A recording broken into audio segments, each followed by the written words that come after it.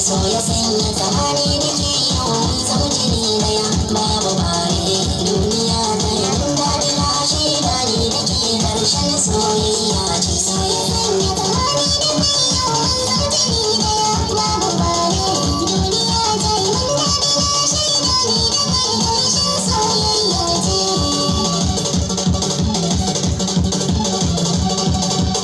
Ya amince ki amince ni da ke zana zauna zuciyata ba ta rike ba karki sa ta yi kuna ƙarshen so da sai ni aure cikin gidana da ke zamu zaune na aminta da ke ma aminta da ni mai so